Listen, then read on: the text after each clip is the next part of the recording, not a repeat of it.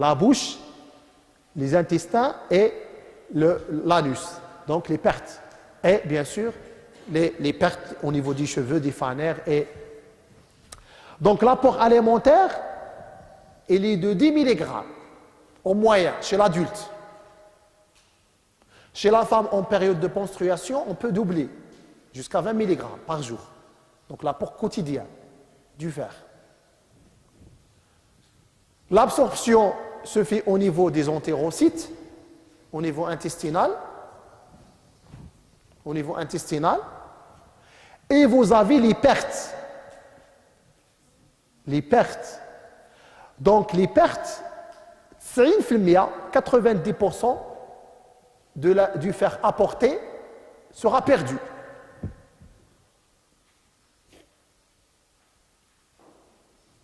Uniquement 10%, l'équivalent de 1 mg, passe à la circulation.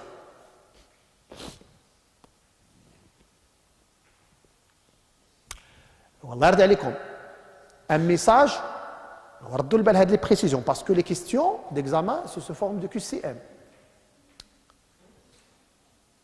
Il faut toujours avoir, vous devez apprendre avec une concentration, avec le maximum de précision. Le métabolisme du fer au niveau des pertes, pas de régulation. Mais il y a une régulation des pertes. Ça veut dire quoi? Ça veut dire si vous avez diminué l'apport, automatiquement vous aurez. Est-ce que vous aurez une compensation au niveau des pertes?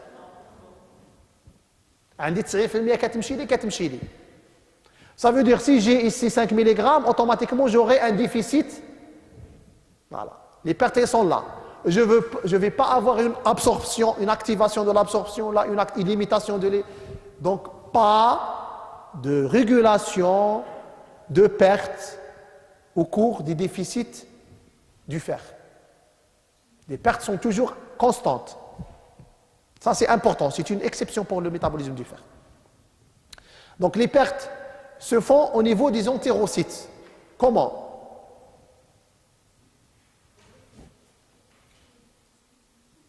Hein? Non? Les pertes. Je parle des pertes. Non? C'est renouvellement des entérocytes. Les anciens entérocytes, ils vont partir avec les selles. Donc automatiquement, il y a le fer dedans. C'est une voie d'élimination. Donc les pertes avec les entérocytes, dans les urines, donc il y a une petite concentration de fer. Au niveau de la peau,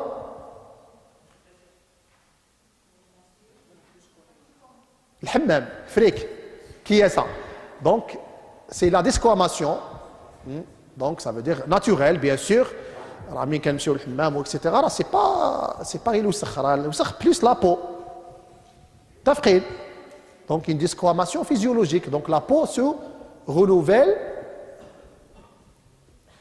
d'une façon permanente. Donc au niveau de la peau, au niveau des fanères, les cheveux, les ongles par exemple, lorsque je coupe les ongles, donc c'est une voie d'élimination. C'est pour cela que les femmes qui laissent les ongles grandir, c'est contre la nature. C'est pas bien. Les fanères, les ongles sont une voie d'élimination.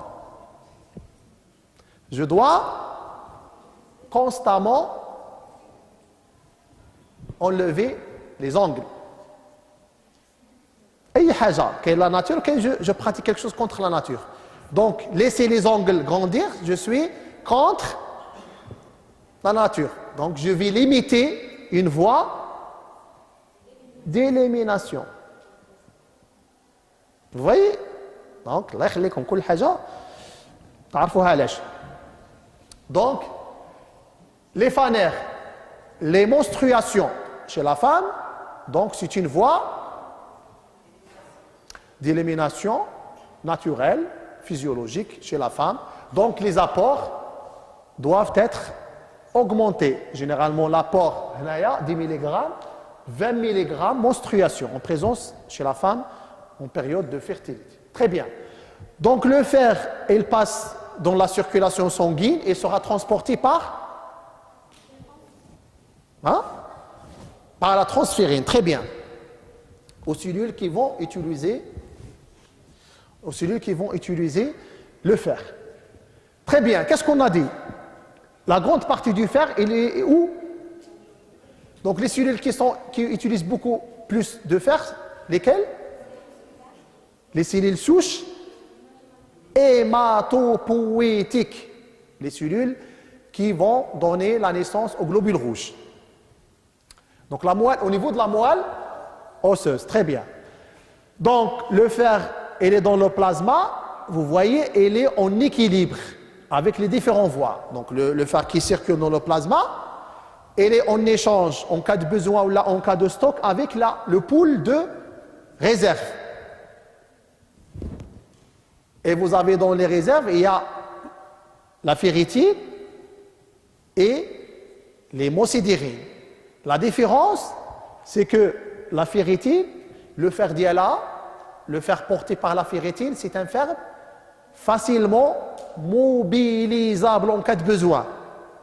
Par opposition à l'hémosidérine, le fer qui se trouve au niveau de l'hémosidérine, il est difficilement mobilisable. Ça veut dire qu'on court pour explorer une anémie, donc on va doser le fer plasmatique, mais surtout on va doser quoi? Très bien, la ferritine. Si on trouve la ferritine effondrée, c'est une anémie ferriprive. Pas de discussion. C'est clair? Mais il y a une exception, la ferritine, c'est une protéine inflammatoire. Très bien. Donc, il faut compenser par rapport à l'inflammation. Il faut tenir compte, au moment de l'interprétation, est-ce que le patient présente un état inflammatoire ou non. Donc, l'inflammation peut camoufler la ferritine. Ça veut dire qu'on va compter que le stock il est bien ou là un peu déficitaire, mais en réalité, il est très déficitaire parce que le sujet présente un état inflammatoire, il a synthétisé beaucoup de ferritine, donc il se comporte comme une ferritinémie normale, mais ce n'est pas la ferritine qui reflète le stock du fer. Donc, s'il vous plaît. Donc, ça c'est important à le dire. Donc, le plasma, le fer porté par la transférine, sera dans le compartiment, en échange avec le compartiment extravasculaire, au niveau des liquides interstitiels, au niveau de, ça veut dire avec les cellules. Et bien sûr, la grande partie, vous voyez, ils partent vers la moelle osseuse. Pourquoi? Parce que c'est le lieu de la synthèse, de développement des cellules souches hématopoïétiques qui vont donner la synthèse de l'hémoglobine. Et l'hémoglobine, il contient dans son centre le fer.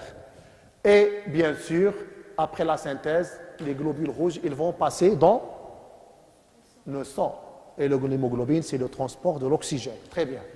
Et bien sûr, après la fin de la vie du globule rouge, donc les globules rouges, ils vont être dégradés, ils vont subir quoi? Une hémolyse comment? Physiologique. Donc une hémolyse physiologique. Très bien.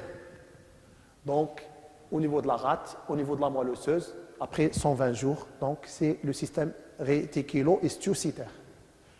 Et bien sûr, au niveau de la rate ou la moelle osseuse, parce qu'au niveau de la moelle osseuse, avant même que les globules rouges sortent, il y en a les globules rouges qui sont comment? Anormaux. Donc ils vont être hémolysés localement, au niveau de la moelle osseuse, par les macrophages. Donc les macrophages qui vont bouffer, qui vont phagocyter les globules rouges anormaux. Et donc, les macrophages sont très riches en ferritine, le stockage du fer. Et bien sûr, ces macrophages constituent une réserve locale du fer au niveau de la moelle osseuse. Donc, pour resynthétiser, parce que le fer, il est recyclé. Le fer, il est recyclé. Ça veut dire le fer, c'est un métal qui est issu de l'hémolyse il va être réutilisé. C'est un fer, c'est un minéral, donc il va être incorporé. Donc, vous voyez, il va être réutilisé dans la moelle osseuse pour une prochaine synthèse. Très bien, et vous avez l'équilibre. Donc, on s'arrête là. Donc, est-ce que c'est clair? Donc, s'il vous plaît, le cycle, parmi les cycles de métabolisme, de biochimie, le plus important, c'est le cycle du fer. Vous devez l'apprendre par cœur. Très bien.